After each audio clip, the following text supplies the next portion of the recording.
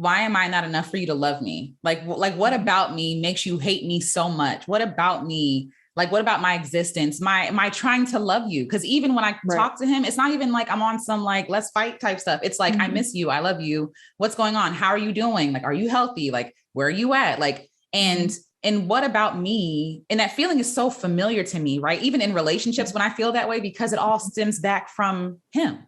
Everything stems back from him. Instead of, I've gone from looking for other people to invest in me to love me in that way, to loving myself that damn much that not only you who is blood related to me, not only can you not have access, also it's a wrap for everybody around here. Yeah. Healing and health and self-worth and telling the truth. That part. Releasing the shame of it. That part. Because for a very long time, it is a struggle to say certain things because it's hurtful, but also as you're saying it, you have this feeling of, I'm not supposed to say this. Yes. I'm not supposed to say this. I'm not supposed to say without this. hurting other people's feelings. And I feel that way about both of my parents, my mother and my father. I'm not supposed to say that. I don't want to hurt their feelings. I don't want to, but at the end of the day, your experience is your experience. Yeah. You know what I'm saying? Regardless of if they wanted to be talked about better, they would have done better. But when it comes to me trying to like improve or heal the relationship, all the work is being done by me. Like, I'm the one reaching out. I'm the one checking up on him. Like, especially when COVID and all hit, the responsibility is being placed on us as well. Because I feel like the conversation is, why don't you talk to your dad? Have you called your dad? Why doesn't he talk to me? Like, why am I pursuing my father? And to a point that really impacted, and I want to talk about this too, how I related to men in general. I entertained way too much, stayed way too long, accepted way too little, because I was not brought up with men showing me what it means to be treated well by men, but also what it means to actually be loved. And getting into the habit of chasing. Yes, because absolutely. it almost is as if the less you do for me that you should do at the bare minimum, the more I chase, the harder I feel like I need to work. Because you want that love. You want that validation. Because if I do a little bit more, if I do this, well then, and it's never that. It's never that. Never that. Never. It's never that. Like, even again, during COVID, I'm reaching out to him, checking up on him, like, and he's older now. He's almost going to be 70 soon, and he's still doing the same stuff. And for me, my fear is him passing away and us not healing the relationship. But I have begun to accept that might have to be a reality, because it's like, I can't keep, and my husband was the person who was like, you're doing too much. Like, I'm reaching out because he would see how broken I was. Like when the call wouldn't be answered, when the text wouldn't be returned, when promises weren't fulfilled. And like, my husband would have to sit with me through that. Right. Like, he would have to be like, this is bullshit. Like, this is horrible. And so, and for him, my husband's like that, like, he's involved in his life. And so even seeing that is triggering to me. Me going to weddings and seeing women dance with their fathers is triggering to me. People in general, friendships in general, like people whose parents show up for them. Yeah. I'm just because like, they do that, huh? That happens. Because Yes. I am taken aback. Yes. Like, because, and I'm very fortunate in the way that my boyfriend now, who this shit hits different. Okay. Yeah. This shit hits different, but it hits different because he arrived at a time where I finally started to choose myself when it came to my father and the rest of my family, honestly. I love it. Boundaries are important. Years of therapy will do that for you. But I had taken time to establish these boundaries, uphold these boundaries, and enjoy these boundaries, I will say, because it does start to feel good, but there's a grieving process that occurs first.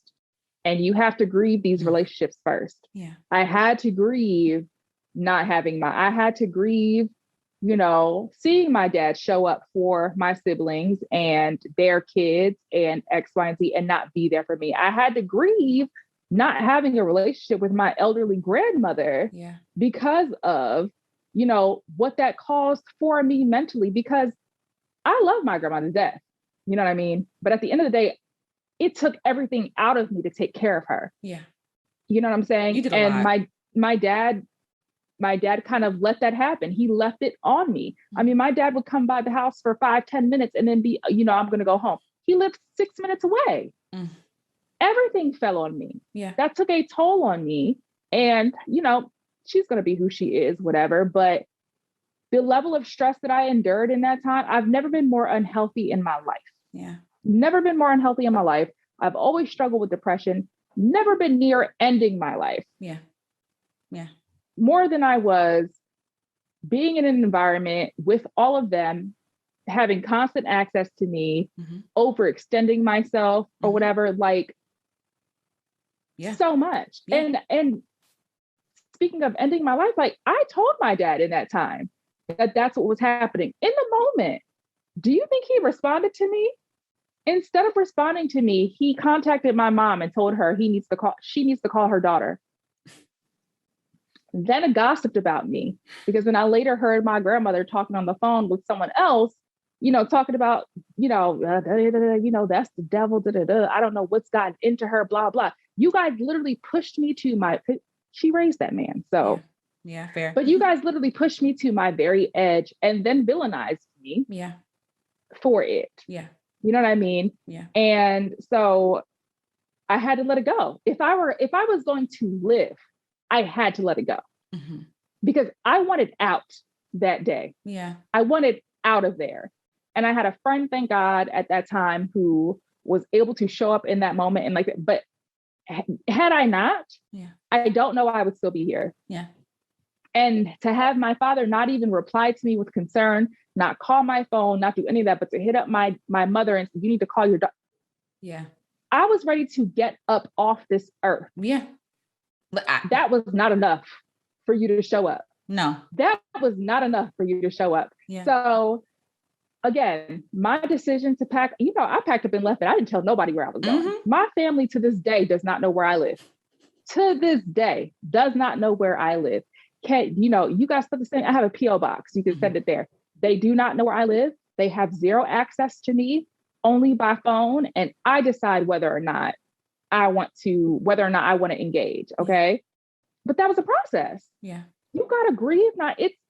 You have to grieve not having immediate family. It's weird. It's weird. Yeah. Because again, my mom has her faults too. She doesn't even have 100% access. You know what I mean? There's a grieving process to being alone and being okay with being alone and deciding that my sanity and my well-being and all of that is worth more than saying that I have a relationship with my family. Because really, that's all you're doing. That's all it's for, being able to say, and then I'm doing what you guys are doing. Yeah. If I participate, is I'm just putting on for image purposes. It's a lie. Because y'all will pretend y'all have a relationship with me and that it's great. Okay. Because it's helpful to your image. Okay. Yes. I'm not with that. So my boyfriend at this time found me at a time where I love how you're smiling. I don't know.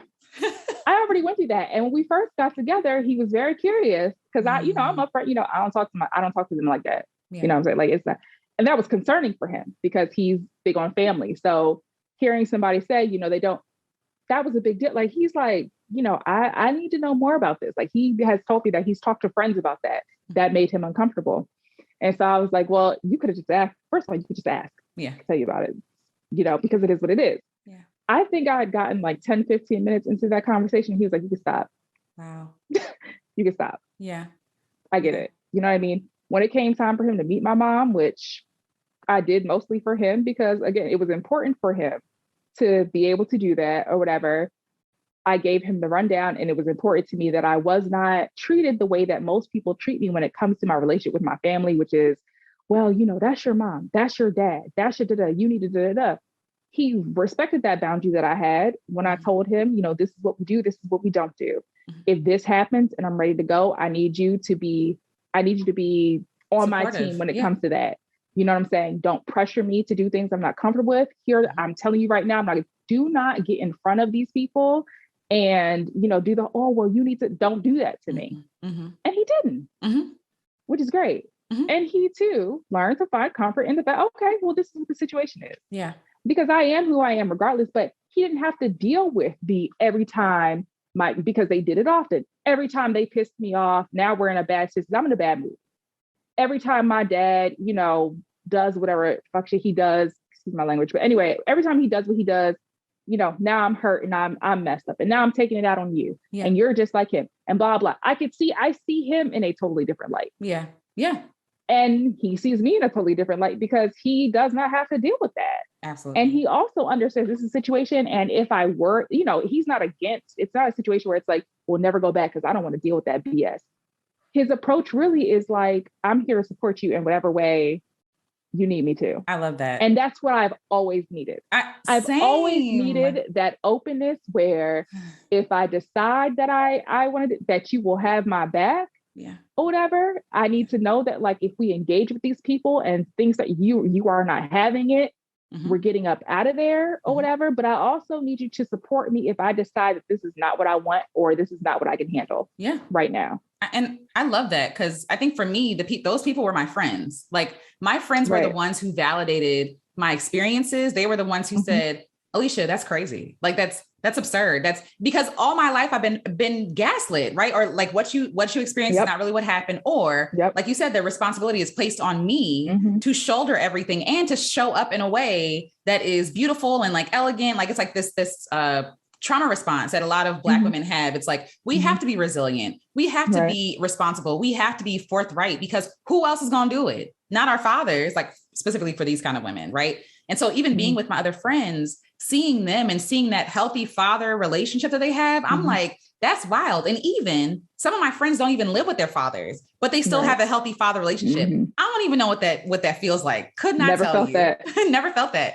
And so go ahead. No, go ahead. No. I was going to say like in my romantic relationships, like how that showed up, like those daddy issues, like is again, taking too much, right? Chasing and chasing not in a way that I am. The thing is that the people would like pursue me. Right. And then at some point they would withdraw their love from me. And then I would be, they knew that I was insecure about it. Exactly. You're vulnerable. And they know that you're looking for that. And once you get a taste of that, you're going to do whatever it takes to keep that. So if that means now I got to work overtime, because yes, they will withdraw from you or whatever.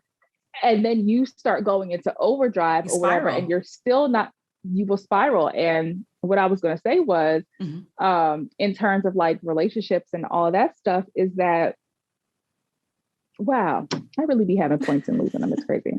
Wait, we said, okay, wait. Okay, go ahead. Is it back? Hold on. Got it. Okay. Yes.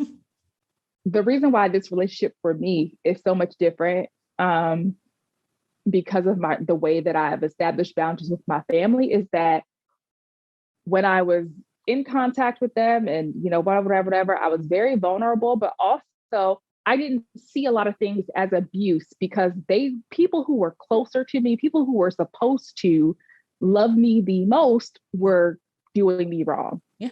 So this person on the outside doing this, that, and the third didn't seem like as much abuse as it really was to me.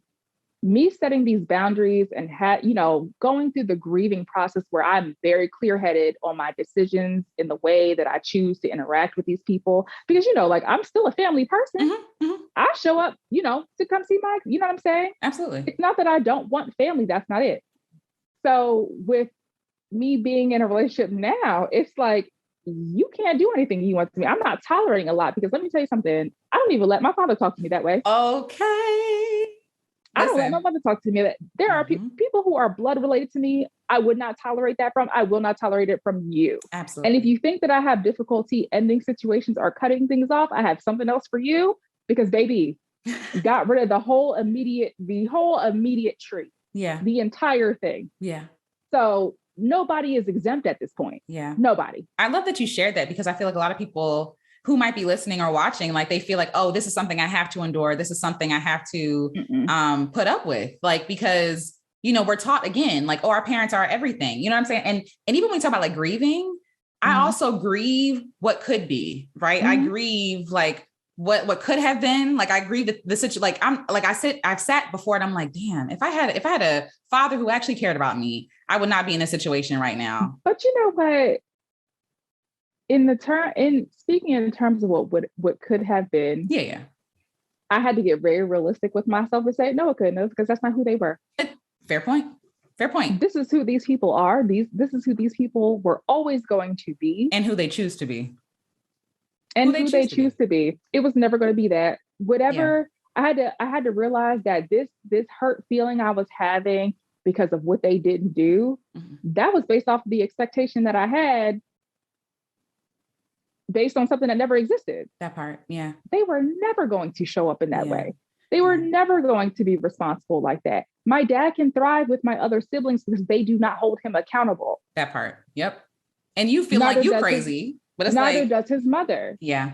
Yeah. So that's why they can thrive. They were never going to do that. So he can thrive there. He can be whoever it is that he decides to be. Yeah. They don't have 1,005 broken promises. And if they do, they happen to at a distance.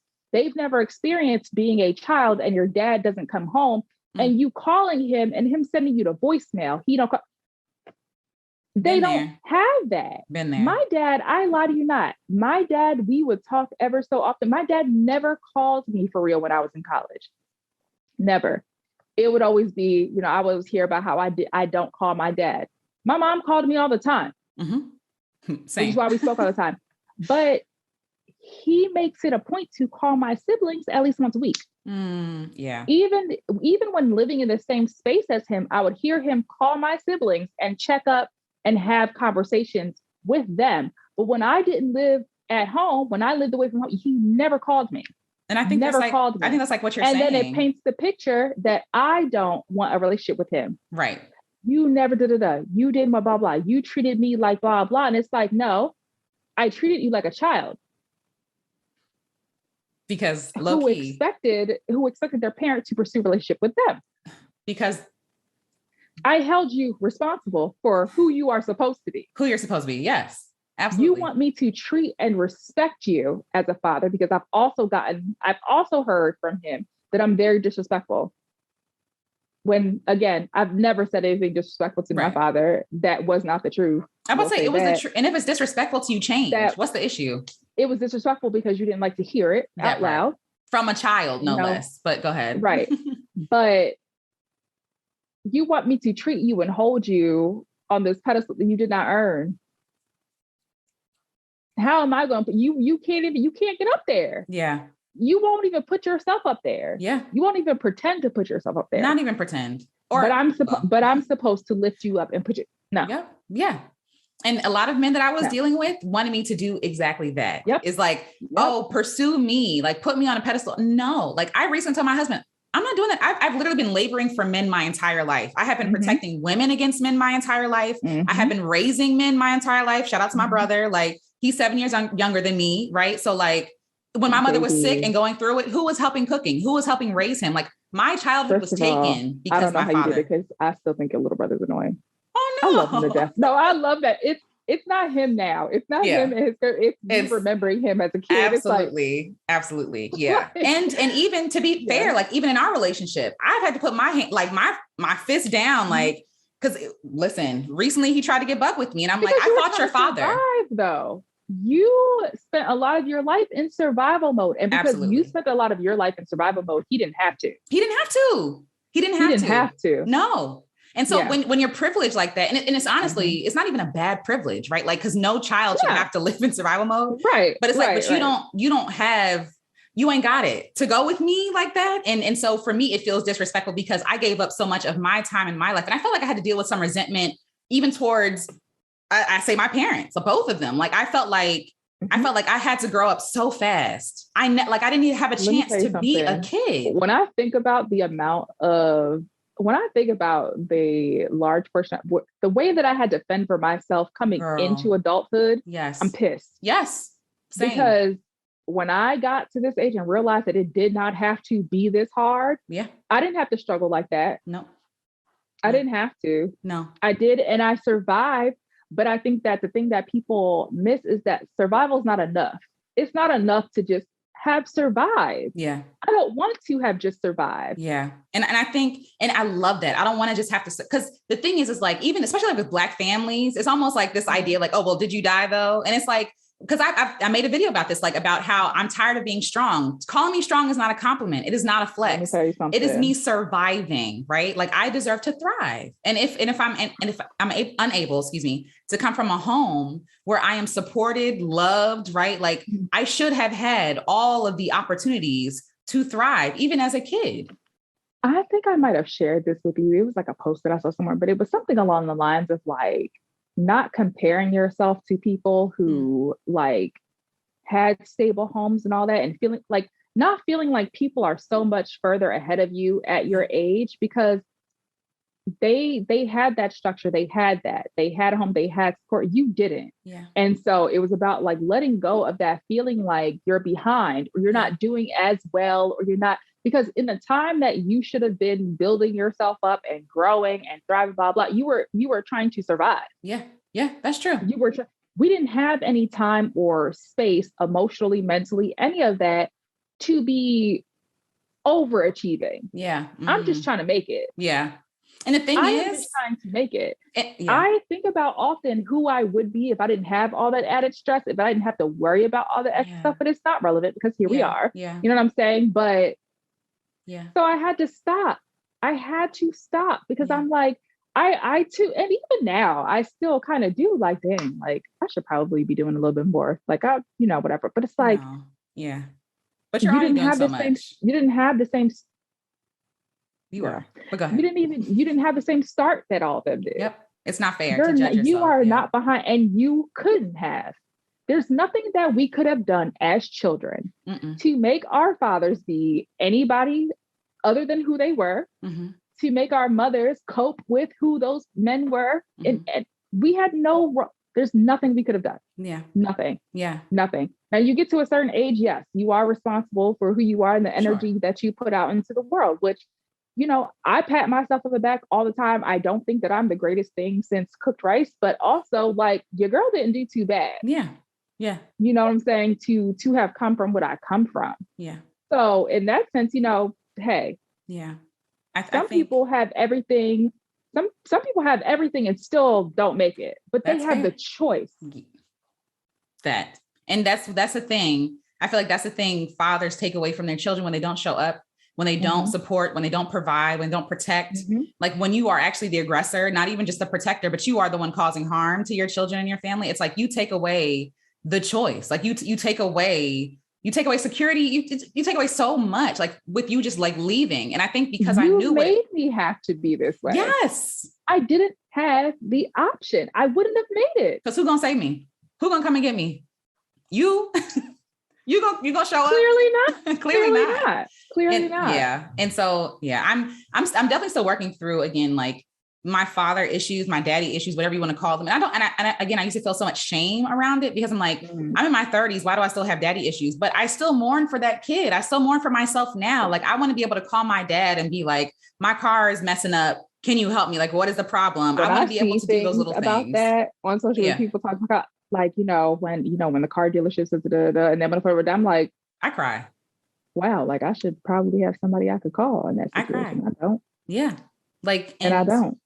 And one thing I am grateful for though, are the men in my life. Like, and shout out to my friends, like literally, like, even though we're the same age, they really helped shape what men should look like. Because even, no offense, I love my family. I do, like my extended family, even on my dad's side, a lot of them were complicit with his mistreatment of us. Like a lot of them knew what was going on and did not say anything. And to this day still defends him. Let me tell you something. My grandmother is going to be 92 this year. She's getting older. She's getting more frail, whatever have you. That's something that I am in the process of coping with, just that whole sense of like, it's a feeling of impending doom that I feel, you know what I'm saying? But just the resentment that I hold for her, that she never held her son accountable because she saw what he did and he didn't always treat her right. You know what I'm saying? And even though he didn't even treat her right, even though she saw the ways that he abused my mother, even though she saw the ways that she still will not speak a harsh word about her son. Yeah. That's her only child. That's her son, whatever have you. Cannot bring herself to do it. And I resent her a lot for that. One, because you raised this man, first of all. Yeah.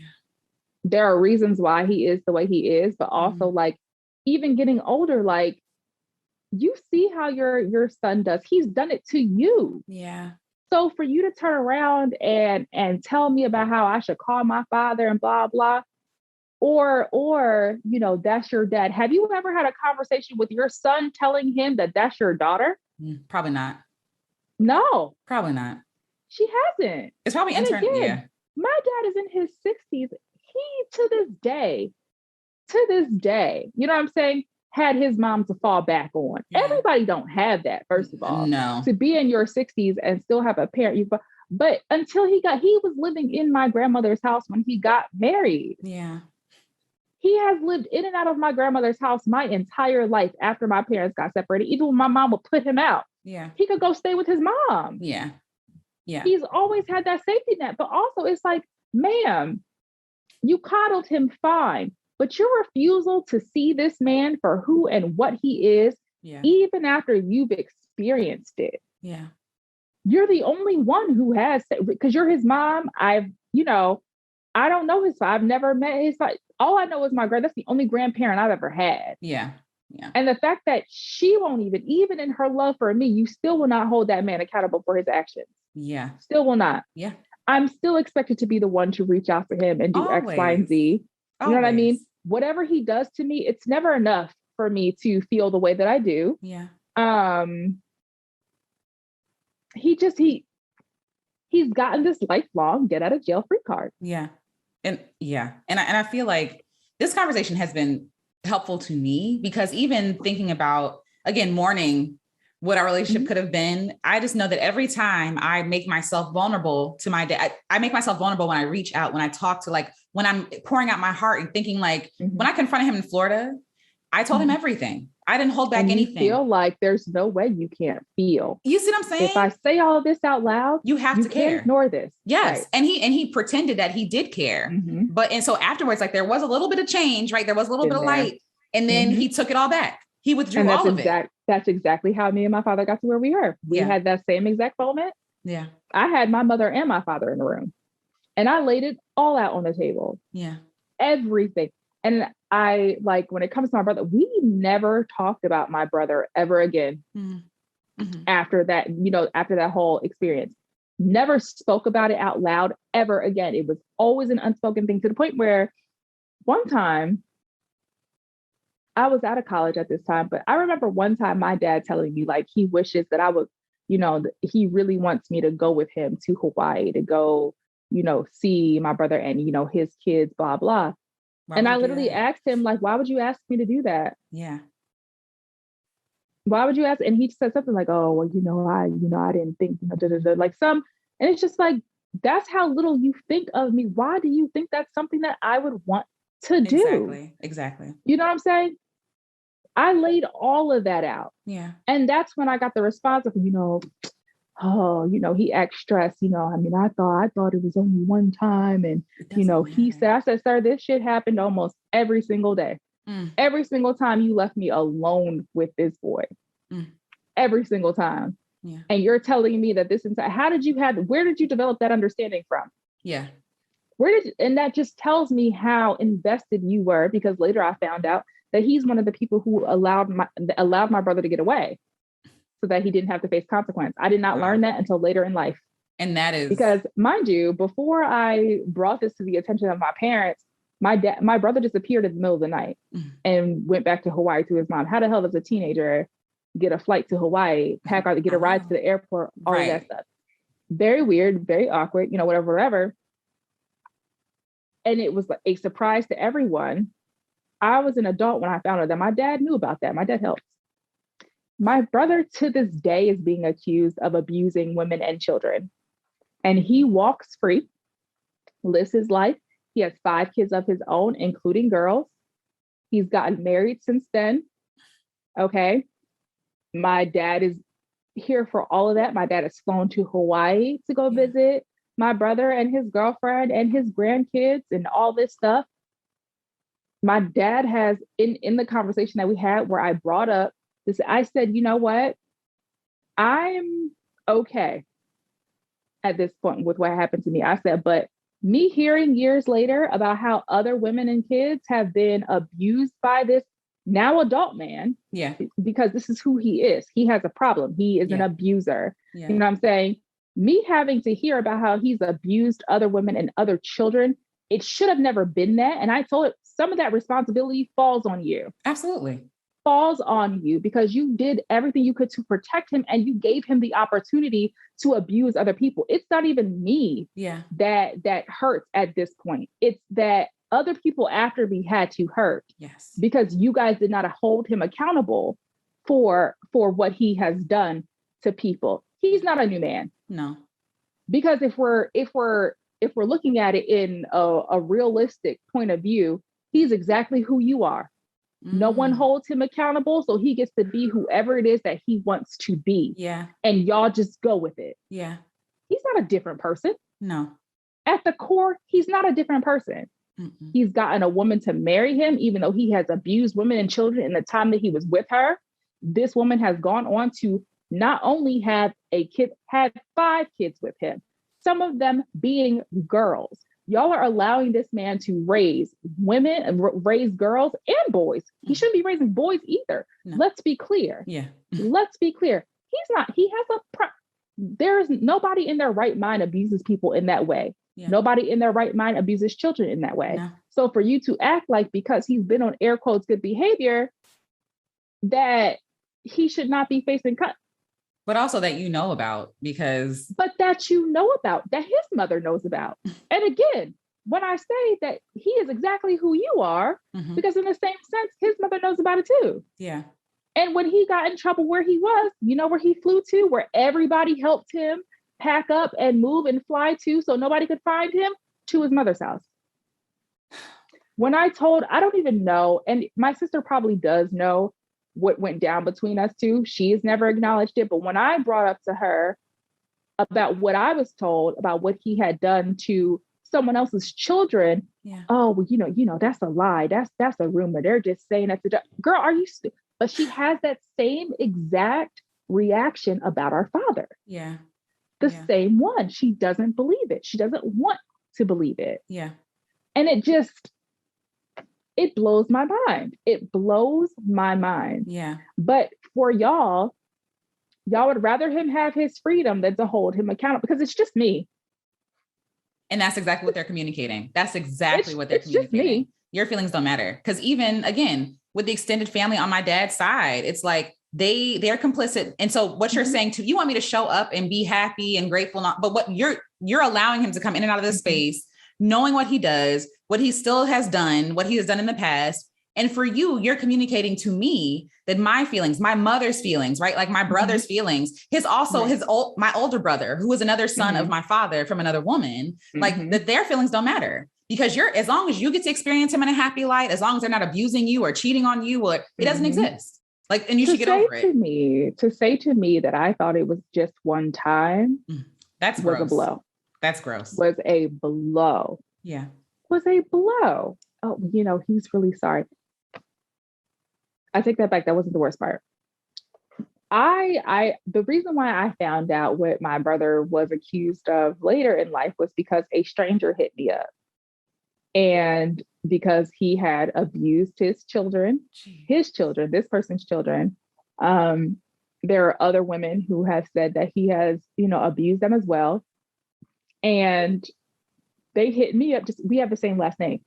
Yeah. You know what I'm saying? My brother at the time had a Facebook account. He had deleted it clearly after this incident. I bet. But this person took it upon himself to hit up everybody who had last name that he was friends with. And literally the message really was along the lines of, this is what your family member is responsible for. This is what they're doing. And I just thought you should know. You know what I'm saying? That shook me, first of all. And I mentioned it to my sister at that time. They're lying, blah, blah, blah, blah. But then why did y'all get him the fuck up off the island then? If it's a lie, if there's no proof, this did not happen, why are y'all moving him again? Okay, so there's that whole factor or whatever. But after, so I never talked about it with my father. When I finally did, again, I told you we had that moment where I laid it all out for the both of them, him and my mother, whatever. And I said to him, about all these things, and, he said he's sorry, blah, blah. I said, but also I said, you guys are responsible. He's hurt other people. Yes. And you are responsible for that. Yes. Let me tell you something. Girl, this is going to shake you to your core. My father said, yeah, when I heard about that, I was like, oh man, like again, I told him again. And I said, well, that wraps up the show because, but like, that tells you everything like, I told, oh man, come on, again. You should be embarrassed. Embarrassing. That's embarrassing. But you too are a menace. Absolutely. When it comes to being so. Yeah. And that's a word I was going to actually use earlier. I was like, the men in my life have been emotional terrorists. They have been emotionally terrorizing, starting with the father who gave birth to me. I mean, well, who aided in me being conceived. If you follow me on social media, yeah, I call them menaces all the time. They are a menace. He's a menace. Get him out of here. And if it's not true, I don't want to see no comments. Oh, well, not all men. Obviously, we're not talking about you. But like, if it don't, you see what I'm saying? But there's always this like. What I've seen, especially like with recent content, like with the manosphere stuff, like, oh, it's all the woman's fault. That I was like, men in my life have been emotional terrorists. Obviously, not all of them, but some of them have been complicit in them, their friends, their brothers, whoever, being emotional terrorists. Exactly. And this is a prime example. I'm raising my hand. I'm calling on you. Let's also talk about the women who are complicit. That part. Let's talk about the women who did not have these experiences. Yep. And so therefore it makes it very easy for them to say, well, this happened because you, well, you must have blah, blah. Because here's the thing, especially on social media, you will see people, everyone has a thing. People are comfortable with sharing whatever that they're comfortable with. You will have people come on there and be very vulnerable and say, this was my experience and blah, blah, yada, yada, yada. You will have a comment section full of women or whoever else who have shared that, yes, blah, blah, blah, blah. You have this handful of women, this very aggravating handful of women who I also would like to second, y'all get on my nerves as well. Yes. Who will make it a point for whatever reason, even though, their life was great. You know what I'm saying?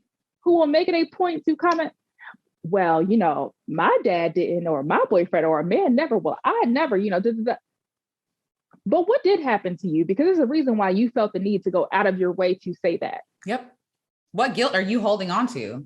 Something else is that while you are busy trying to emphasize to other people who have had this experience that, well, that never, what did happen to you though? Exactly. Because nobody would just, I don't believe because in this why? Thing. Yeah. Because why? Yes. Why would you take time? Comment section full of people sharing experiences that are similar. Yep. Why did you feel the need? Why did you gain so much satisfaction out of getting in here? Who cares? We weren't talking about you then. Yeah. This message was not for you. And maybe you can just listen and gain empathy for people who have been in that situation. Consider yourself blessed. Or keep it moving. That part, right? Because if you were as healthy, as healed, as stable, whatever as you claim to be, then you would understand that. Yep. You would understand that that's not a space for you to talk about how good your life was. Yes. Yes. Because what? Read the room, sis, or the comment section. And for example, there was a TikTok. It was a girl. They were talking about like trying to understand why like lots of Black women have these very like tumultuous relationships with their mothers, and why it comes across as if their mothers hate them and don't want to see them do well and sabotage them, etc. And a lot of people share that experience, right? Then you have people, my mom is my best friend. You know what you could have said? I am so sorry that is your experience, period. You know what else you could have said? Nothing. Nothing. Double tap, like keep scrolling. And I agree. Like, and there are a lot of people, again, in my father's life or in his sphere that are very much like that. Like and it was crazy to me is I have my father has a younger sister, and their father was abusive. Their father was all the things, and it makes sense. Right. And so she remembers vividly about all the stuff. And so when I told her about the situation, she was the first person that made me feel like, oh, you're like, how you feel is valid, because everybody else was trying to make it like, oh, well, think positive. And, it's like, there's nothing positive about this. Or even that it's real. That part. Because people will ignore it or, cover it up, but so much so that you will question if am I crazy? Do you know that my grandmother one day, I lie to you not, my grandmother one day, when it came to me and my brother asked me, well, did that really happen? Is it? No, she said, is that true? What you said? Yes. And then you'd be like, is it true? Like, if everybody is acting like this is normal. Yes, it is. It is. It's been true for a very long time, for quite some years. And you're telling me this is not just y'all ignoring the elephant in the room, but you're telling me you had questions about whether or not it was true in general, even though I was a child then. Yeah. Let's talk about that. I didn't turn 25 and decide I was going to lay this out for y'all. I was a child then. Yeah. And so me being an adult, now is it really true with it? Yeah, it is. Yeah. Yeah. Not boots in the background, but yes, like she's so cute.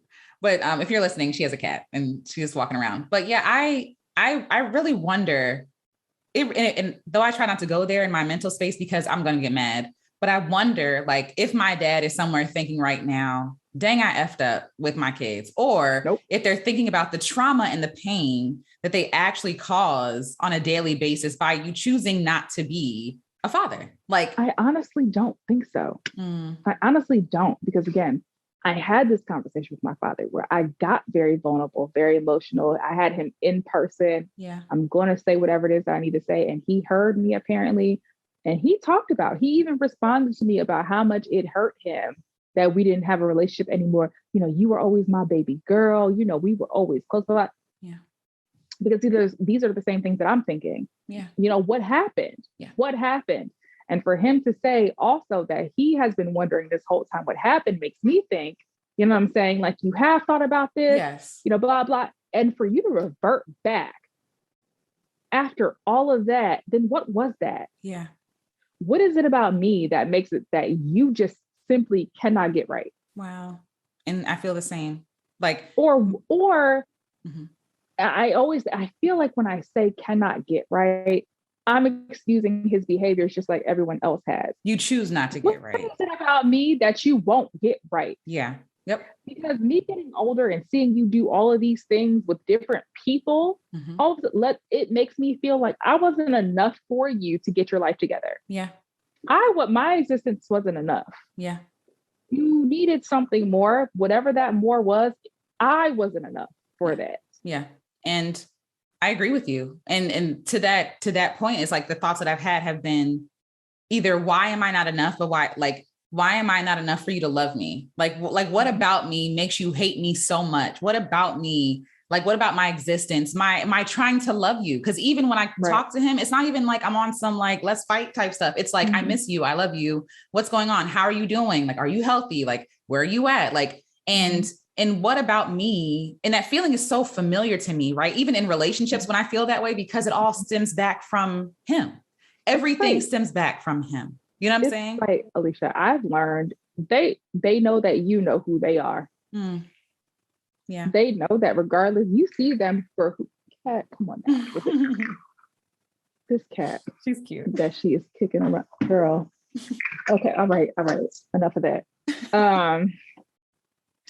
They know that you know who they are, and they know that you are not willing to pretend that they weren't who they are. You are the one person. You are the one person who sees them, because let's be real. Let's be 100% here. Not even our mothers do that. They don't have the range. They simply don't. But us, the one person, because again, you have a younger brother. His experience is different. Yeah, very different. Because you were there to absorb all of that or whatever. You are the one person who knows. Yeah. I was the only kid who grew up in the same house as him long term. You know what I'm saying?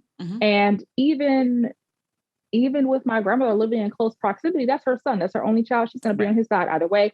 And also they tell people what they want to tell people. You are the only one who knows the truth and is willing to say it. Yeah. and is bold enough to, and not only bold enough to say it because they broke our mothers. Yes. Let's be real. They broke our mothers, but they have not been able to break us. And that's never going to sit well with them. Yeah. Never. Because how dare you? Yeah. How dare you have the audacity to still be thriving without me, but not only still be thriving, but even have enough bold energy in you to say to me the egregious things that I've done. How dare you? Because no one in their life, no one else in their lives have been able to or are willing to do that. They can't.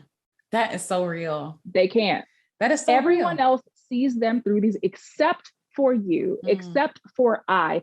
That is where the spite, that is why they spite you. That's why they spite. That is exactly why they spite us. That is it. That makes sense. They can't be this person, this fake pretend. They cannot do it with you. It's exhausting. It's exhausting. Now, because now they're having to deal with who they really are and the things they've done. They're exhausted. Yeah. They can't be around you. Yeah. It's tiring. It's tiring. And then the thought of dealing with you, mixing with the people that they put on with, how are they going to do that? I really feel like that's why he didn't come to the wedding. That's one of the reasons anyway. Because people know what he did. That is why I don't. That's why I have no relationship with his wife. Yeah. Yeah. My sister has come here and they go out. I've seen pictures of them going out to dinner. Y'all are married by the time you formally introduced me to her. Mind you, one Christmas, this is when they were still dating. Usually we have dinner together, even my mom or whatever, because my mom still has a relationship with my grandmother. It's a thing. You go, we eat, whatever. He was dating his current wife at the time or whatever. This is like shortly before they got married. Anyway, it's Christmas. My grandmother at this time was like 88, 89 or something. She's elderly. You know what I'm saying? They were having Christmas dinner at the house. I was not invited. No, there was a birthday party before that I wasn't invited to either, but whatever. I show up to my grandmother's house because it's Christmas. I'm going to go drop her gift off because I'll be damned if I do not go see my grandmother on Christmas. Absolutely. At this age. Yeah. My brother and his family were there. Who, when I came in the house, I came with my mom. I showed up with my mother. My brother went outside. His girlfriend at the time went to the kitchen in the back. One of the kids walked by me. I don't know the little kids like that. I don't feel bonds with people just strictly off blood. I don't. Right. I don't know that little kid. Like, somebody come get your child. But my brother went outside. His girlfriend went to the back. His current wife was sitting on the couch. She was asleep. She was barely up. We came to see Mark, blah, blah. But it's like, you had a whole ass family dinner. Yeah. Your other child lives right there. I wouldn't have gone. I don't want to. I have no desire to sit at a table with any of these people, but you didn't give me the option. Yes. And I just feel like me being the victim in this situation, I feel like I should have at least been given the option about whether or not I wanted to show up. But for you to not invite, I am your child too. Yeah. At least I think so. Yeah. You know what I mean? Absolutely. But because this one is in town, again, the worst one, but whatever. Because this one is in town, I get uninvited. Yeah. This doesn't sound correct. But also, what would have been correct in my mind is to invite you and not invite him at all. Like, to me, it's that obvious. What's crazy is fast forward from that situation, even now he's gotten married, blah, blah. The last Christmas that I spent at my grandmother's house, Christmas Eve, it was me, my mom, and my dad decorating the Christmas tree. Your wife wasn't even there. So let's, you know what I mean? Yeah. You was on the phone with my uncle, your ex-brother-in-law, that you're still. Yeah. Which again, you are no different than you were before. No, not at all. You're not different. You're not different. And the fact that you don't even know how to balance this new life you have with the fit. Because you never had to be different. Yeah. Something's wrong. Something is wrong. Definitely wrong. It was easy for you to integrate your wife into your other, because they don't know you. There's not that much. You can make this look like whatever you want. This right here, my parents live 7 minutes away from each other to this day. Okay. Up until the point that he got married, again, you were still kicking it. Y'all were still going out. You still texting this girl, whatever. Had Oh God. his birthday. But what was that? It was me, you, and my mama eating on your birthday. Why are you not at home with your wife? Well, again, it's Christmas time. We decorating trees. Why are you decorating Christmas trees with me and my mama? I'm grown, first of all. Yeah. You could have not. But, so don't use this as and an I had to, it's so crazy because this is actually one of the TikToks that like blew up was me saying that like, you still out here communicating with these women for the sake of the children and the youngest child is 31. I don't mean to laugh, but that is funny. And it's true. And it is true. And I said it to be funny. And again, it's crazy how it blew up, but it's comedy to me. Yeah, it's comedy. It is. Because you're using me as a means to still be around your ex-wife. I'm 30. Yes. I don't even know how to, we're gonna wrap this up because there are so many stories. There's so many stories that I could tell and so many stories that I've like, again, heard from even other people, like so many things I've seen from other people. And it's like this Father's Day, while it's wonderful that everybody's celebrating beautiful fathers. And I love that for y'all. Love that for you. Mm-hmm. There are a lot of people like myself, like you, right? Like who don't have that cozy feeling of like, oh, I'm going to celebrate my father today. I don't even know where he lives. Never been to his house. Can't tell you, like literally don't even know where to deliver the package. So never it's like, okay. Never invited. Never. Oh, you know what? Before we were like pause though, you know what's crazy? Even though I've had this experience with him, it still isn't normal for me. Yeah. It never felt normal to me, even though the people around us, like they act like it's because that's, whatever. Yeah. And I realized that it was never going to be normal for me. Right. Yeah. When we went to Matthew's graduation, his high school graduation. And I remember the shock and the awe that I felt when I saw your dad show up. I lost my breath. Because I remember Girl was halfway on the floor. Our fathers were similar in the way that they integrated into our families or whatever. Mm-hmm. So cousin Matthew, like that was a thing. Yeah. That was a thing. So just, and I remember because our parents separated around the same time. Yeah. And I remember the period in time where like, it was like, there would be a time where they didn't show up and then they would show back up. Yep. And everyone would give them the same grace and treat them like, however, because that's who, you know what I'm saying? Because that's who they are. They had integrated their ways. They had integrated themselves into the family in that way, or whatever. So I remember that whole transition. I remember the feeling that I had when my dad wasn't here last year, but here he is, and ain't nobody finna say nothing about it. We're not gonna talk about it. But that was awkward. I was like, the way that I felt, like I was like, yep. I didn't even know what to say. Yeah. And this is the kind of impact that these men have. Yes. This is the kind of impact that these men had. That wasn't even my dad. It was cousin, Yeah. It like, and so if you felt that way, just like how I remember, how y'all were like who he was to you, I remember who he was to me. Yeah. Because again, this is my first best friend. Alicia is my first best friend. So you could imagine spending the night in the trailer, going to Maryland, because I think y'all live in a mansion, going to Florida, going to Fort Lauderdale, staying on base. Yep. That time. Do you remember that spider? Anyway, there was but maybe my trauma just like don't remember. No, you don't remember that? No. I'm gonna remind you in like 30 seconds. Okay, we went to Fort Lauderdale, right? Do you remember like the turtles going to the water? Anyway, okay, that same trip, the same time where like I had put the water shoes back, but they were okay, that trip. We were staying on base or whatever. We had a room. Me and you shared a room. There were 2 twin beds in the room. They were across from each other, right? Yes. I was sitting on one bed. You were sitting on the other bed, right? Yes. You gasped. And I did not know what happened, but I jumped up and sat on your bed. There was this huge spider that like crawled up into the blanket. And we screamed for your dad to come get that because shook. Okay. Never forgot it. I'm traumatized. You probably forgot, but I will never forget it because But that even having someone to call the size of my fist. But yes, having someone to call, like, I don't know where I am. Like, I wish that I could wrap this up in a pretty bow and be like, well, this is how I healed from all that. There is no, it's almost like there's this wound that I feel like I'm going to have for the rest of my life.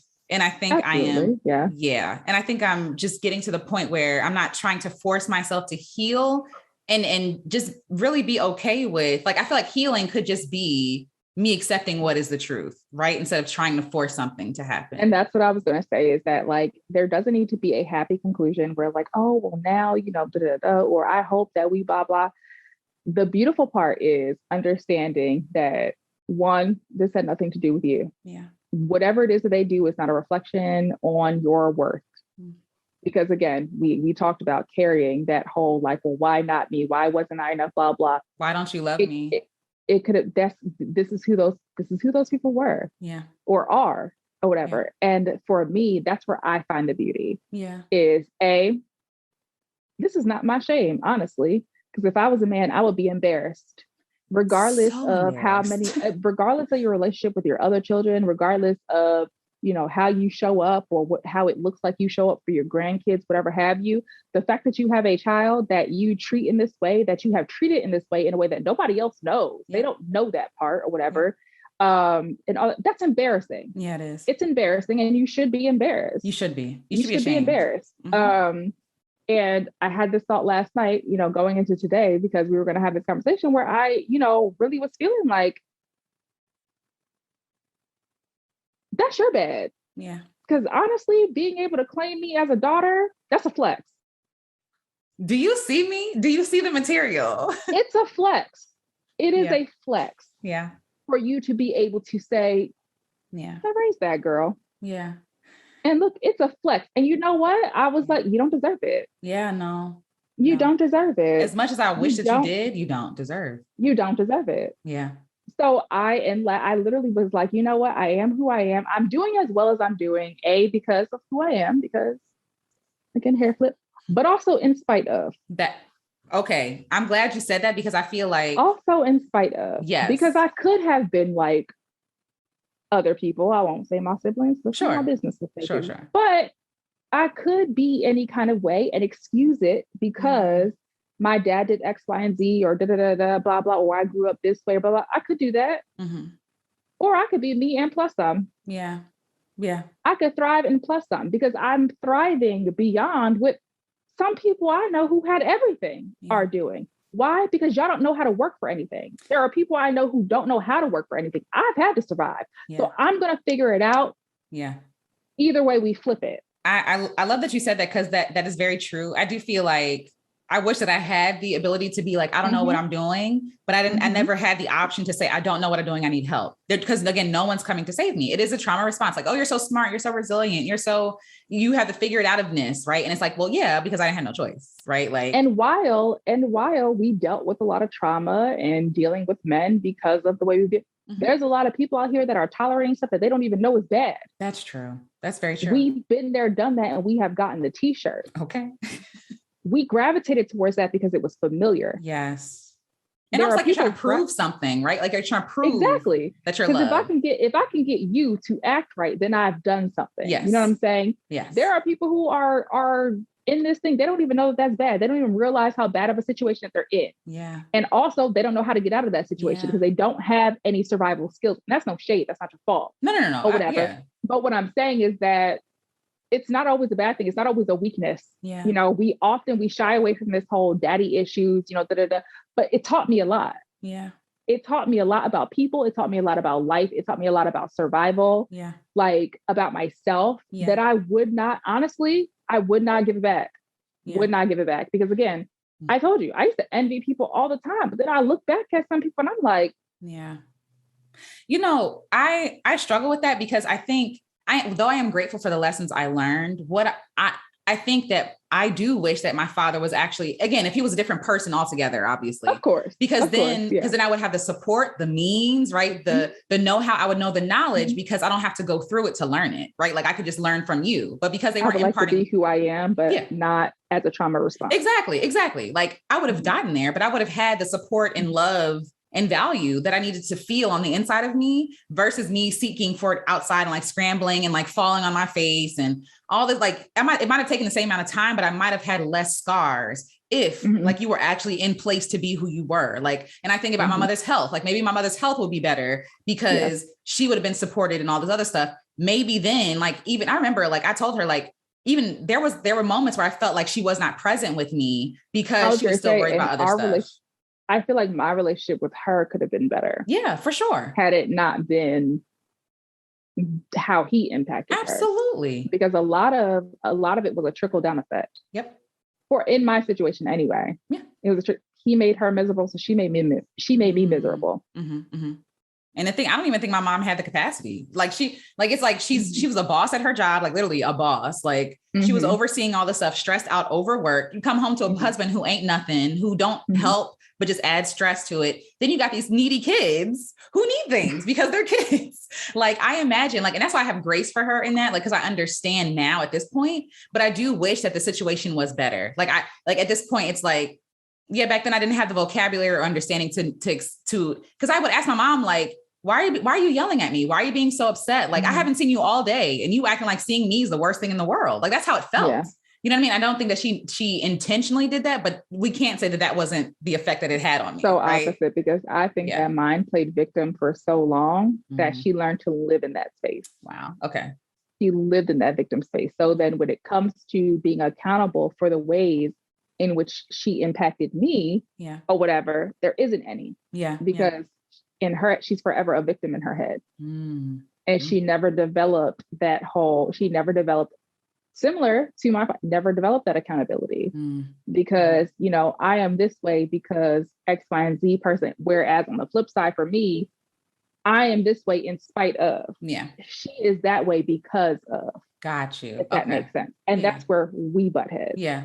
Yeah. And to be fair, there are people, I have to check myself a lot. We talked about this before, but like, I have to check myself because of all the stuff that I've been through. Some of the problems that other people have, I'd be like, I wish I had your problems. And and sometimes I have to, like, I feel like I'm empathetic in general, but I feel like for some things I'm like, oh, we can easily fix this. But there are some people who don't want a solution. They just want to, I don't know, which is fine. Right. Cause I feel like I should give yourself time to mourn. Like everything doesn't have to be like, let's fix it. Sometimes there is space for you just to be like, I'm sad because this happened. Right. But like, I think for me, because of all the stuff I went through, little problems, I don't even like saying that, but problems to other people aren't necessarily like the end of the world to me. Cakewalk. You see what I'm saying? Yeah. And it's not me being, you know, insensitive, which is why I give people space, but it's almost like when you're that space for other people, they don't have the capacity to have space for you because it's like, with some of my friends, right? Like, it's like, oh, you know, you're crying about this stuff. And I come to you and I tell you about X, Y, and Z. It's like, that's too much. And like, it's like, wait, but you've been dumping all over me this whole time. Like, and I understand people don't have the capacity. People like, they literally do not have the range to tolerate the things that you've been conditioned to tolerate. That. So anyway, let me just point out before we end, right?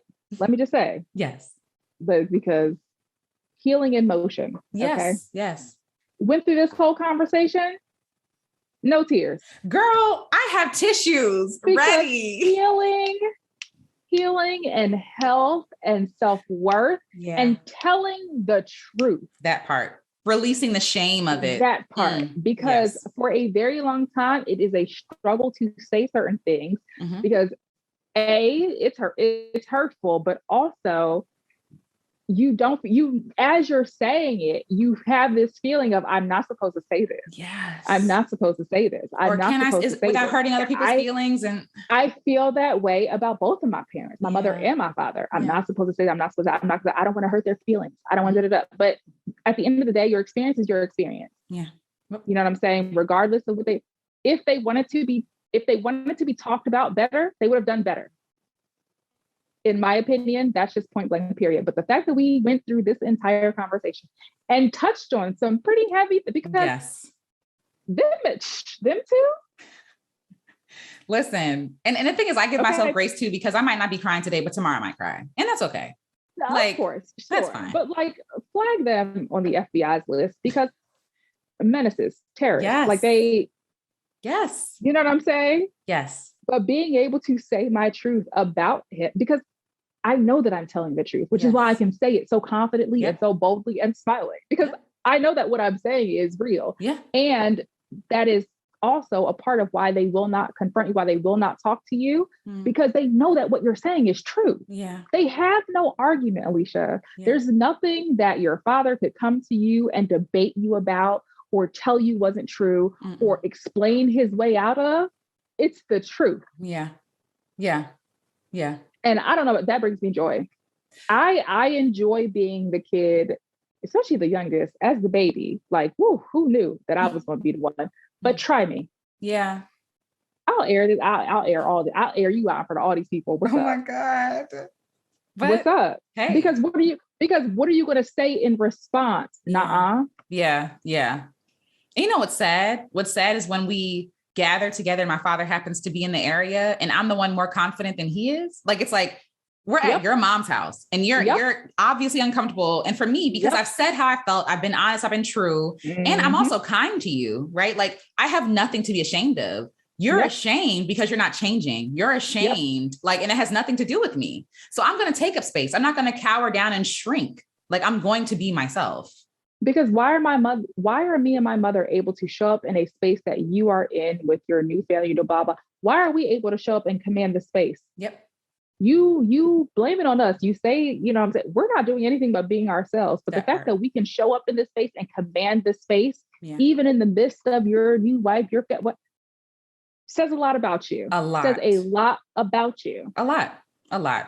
We're going to have to probably divvy this up in two parts because it's long. Tread lightly. Listen. Tread lightly. That's what it is. Absolutely. That's what it is. Because are you going to tell me, are you going to move me out the space? No, because you know that if you cause a rah-rah, there's a risk that everybody will hear about who you are.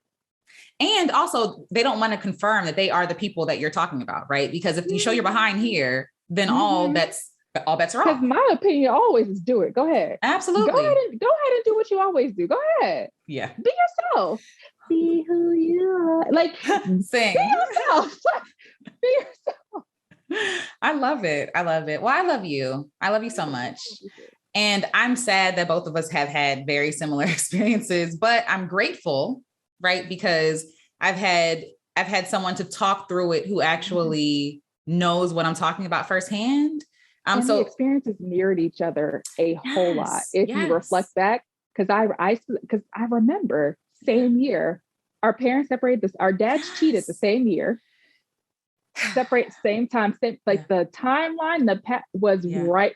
Absolutely. Not that it's like, I'm so happy that exactly at the same time, but the way that it happened, our moms went through it at literally the same time. I'm grateful. So, like you said, it was grateful because it was like, okay, not that this is normal, but like, somebody can relate to me. Yes. And then when we link up at a family function, there is a sense of relief there. Okay. Because I'm so happy to be on my set. Are you coming?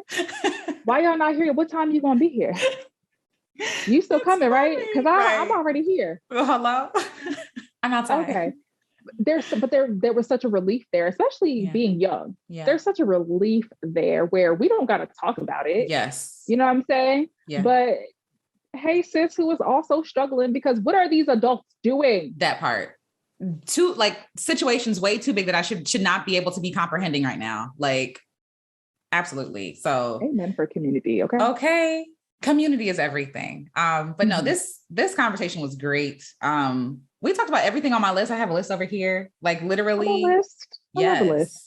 I guess the closing question I want to ask you is, like, what does it look like for you here to maintain sanity, healing, like to support that? Like, what are you doing to help you on your healing journey, excuse me? One, therapy. I keep a therapist. I don't know that I would have been able to get to where I am right now without my therapist. I would have never thought to set boundaries with my family, but also I would not have been able to uphold them because, like I said, there's a grieving process that occurs when it comes to letting go of the fact that you don't have these relationships. This is your relationship with these people is never going to be this. There's a heavy grieving process that comes with that. So one is therapy. Two is giving myself credit. giving myself credit to stop like, and I do this all the time still with you, like to stop not crediting myself for who I am and what I do, and feeling like what I do for real is not really anything. But at the same time, you're doing it. I turned out to be I turned out to be an okay girl. Yes. You know what I'm saying? An okay girl. I was an adult the first time my father ever told me that I was attractive or pretty. Wow. You know what I mean? I'm so sorry. So to get to this age and be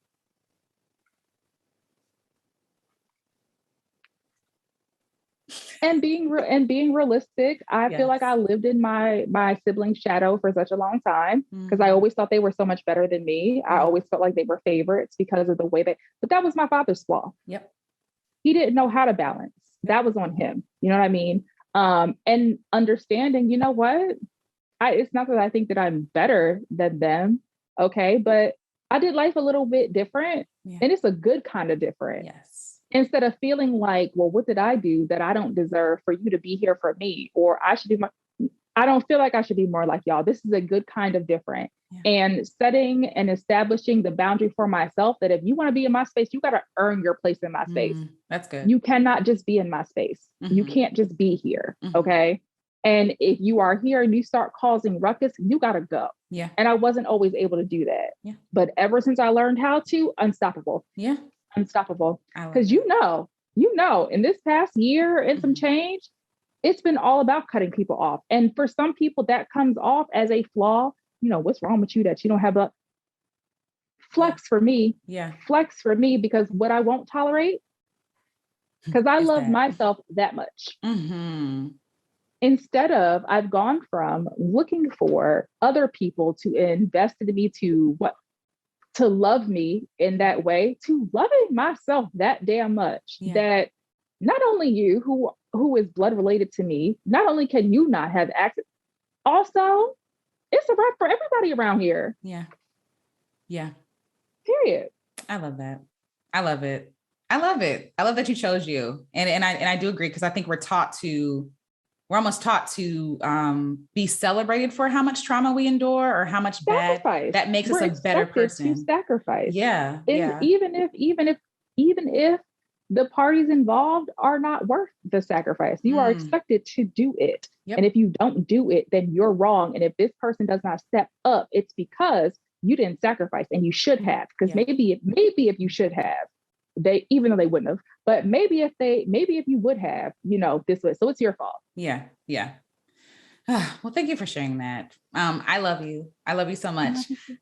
Yes. Can you please share for all the people listening, all the wonderful things you're doing and where they can find you and support you, because you're amazing. Please. So instead of blabbing about all of my own trauma, that's all right. No. So I kind of have, I found my space sharing other people's stories, because a lot of trauma aside, when you look at a lot of these individual situations, they're very comedic. And if you have experienced a certain level of trauma, you could laugh at a lot of things. Because I look back on a lot of stuff and I'm like, that is fucking ridiculous. That is ridiculous. So in sharing my own story, a lot of people have found a space to share their stories as well, and just how ridiculous. I read some very ridiculous things. So I'm on TikTok. You can follow me at @sweetcyanide_. If you want to hear the very bizarre things that occur within the family circles, friend circles, life in general, really, I believe in mess. Okay, really, if we're being honest. Okay, the mess, the whole mess. Nothing but the mess. I enjoy being messy. It's fun. Okay. But also in that same sense, on a more serious note, I allow people to have their story told. Yeah. I think that it's important. I think that it's very important.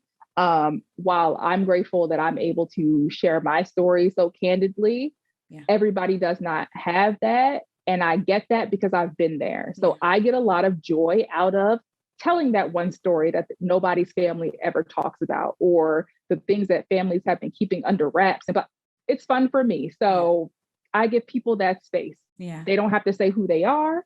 They don't, they don't have to use real names, but hearing their story be told out loud to thousands of people brings people joy. And so I've found the space again where I can do that, and also be me while I do it. So spice it up a little bit. I'm very candid, very real, because again, things are what they are. You know what I'm saying? Yeah. Yeah. And once you get through the trauma, you can laugh about it because it's ridiculous. Yeah. So I'm mainly on TikTok at sweetside_. All of my clips are fairly short. Most of them are, again, very much narratives. People write into me and I literally just share whatever it is that, they've invited me to share. I give my opinion, my commentary, my thoughts, or whatever have you. All extremely honest, all very fun. So if you're into that kind of thing, I would encourage you to go follow, listen to that. I have found that, and a lot of people have said that it's helpful for them because it makes them feel like their life is not so crazy. Yeah. And it's funny because this got started, like I said, I made a comment about my father, which is crazy because that's what we just talked about, our fathers. Yeah. And I said something in passing about my dad. It wasn't even emotionally charged. It wasn't really it was a slight comment that I made at the end of the video that I had slid in. And people just started like spewing to me all of the crazy things their dads have done. Wow. My dad has 23 kids and counting, and I was just like, y'all make my dad look like a saint. This is wild. So I started out by reading the comment section because my comment section was wild, and there became such a demand for it that I opened up an email box. So the email box started getting flooded with things about people's dads and everything else under the sun. Yeah. So I host this. I don't even want to call it a segment. It's not a segment. It's not a show. I don't know what to call it. But anyway, we call it Tea Time with Sweet because I go by Sweet Cyanide or whatever. And we get together and we laugh, we drag, we lay it out on the table. It's a fun time. It's really a fun time. And I truly enjoy being the person that hosts it because again, I came from a situation where I don't judge. Again, I've read some very bizarre things, but at the same time, I get how it feels to have come from situations that almost seem unreal. Yeah. Yeah. So I'm happy to be able to connect people in that way. So TikTok, sweetside_. That's where I exist mostly. I do have a YouTube channel, Tea Time with Sweet. We haven't figured out what we're doing with that for sure yet. It's okay. We're trying. We're really trying. We're really trying. I want to be as authentic as possible. And I think that's what I'm struggling with. Yeah. But anyway, Tea Time with Sweet on YouTube and also Tea Time with Sweet on Instagram. Yeah. Where I share that stuff, but also I do like my makeup tutorials there. If you go to TikTok, you'll see the makeup is always doing way more than it needs to do. So instead of taking the time, I don't put that on TikTok, but I will switch it over to Instagram. So makeup, wardrobe, along with the stories, etc. All that stuff is on Instagram. Again, at Tea Time with Sweet. It's a fun time. You should go. Yes. And you should go and you should try it. And I love that you shared that too, because I think that people be like, oh, it's just a gossip thing, but it's like, no, it's cathartic. Like it's helping people heal. It's giving voice to their experiences. And that was the purpose. That was literally the purpose. And I find a lot of joy in that. I hear it a lot, thank you so much for sharing. It was a fun time, but if I can at that same time, if I can make somebody feel heard. Yeah. I love to see it. Beautiful. I love that. And that's what we hope that we did here today, with all the stories and all the experiences. Even if you're not ready to be honest about your experiences, like maybe hearing someone else talk about theirs makes you feel less alone and that it's possible to heal. It's possible to mourn and get to the next step, and also accept yourself in whatever stage of mourning, healing that you're in, you know what I'm saying? So listen, because telling the story about your wedding, that's some of the most I've ever spoken about myself when it comes to these narratives. Yeah. I've made it a point as a creator myself, when I share other people's stories, I make it a point not to insert myself or, oh, girl, me too, or blah, blah. So this right here, this is probably the most about my life I've ever shared. Oh, wow. And people are always asking, like, when you talk about, well, what's the story behind blah, blah. And I purposely don't share it, not because I don't, I just want to tell y'all business. I don't want to tell mine, but because like this space isn't about me. Yeah. This space is not for me to, unload on y'all. Or again, I feel like when you me too, you kind of you tone down people's stories, you take away from it. Yeah. And I never want to do that. I always want to give people their space. So if it's like, again, for example, what I told you, it was because of a story that someone else told. Right. And I threw in a comment, which sparked inquiry about like, well, girl, wait a minute, rewind. What was that about? But outside of that, I make it a point to not insert myself. There's plenty of stories that I've read whose experiences I've shared, but you never know. Yeah, absolutely. And I'm okay with that. Yeah. That comes with healing. Yes. Oh, that's good. That's actually really good. Well, I can't wrap that up any better than that. So if you enjoyed this conversation, please follow, please support her. She's amazing. I love her very much. I'm not just saying that because she's my cousin, but I'm saying that just because it's true. So you're not alone out there. It's true. It's true. You're not alone out there. We see you. And if you have daddy issues, don't worry, you're not alone. And there is healing that can come from that. Go ahead. Yeah. You don't have daddy issues. Your dad has father issues. Speak. He is underperforming. You're not. It's not the issue. Oh, because a lot of times these kids are overperforming. Oh, that's a whole other. Okay. Yes. We got to. I feel like this is like 2.5 hours, but I love that. Thank you for correcting me. You do not have daddy issues. Your father has father issues. I love that. I love it. I love it. So until next episode, y'all, if you like it, let me know. Leave a comment. Let me know your experience. I would love to hear it. And I will talk to you all in the next one. This was fun. Yeah, this was fun. I'm going to stop recording. Okay. Bye.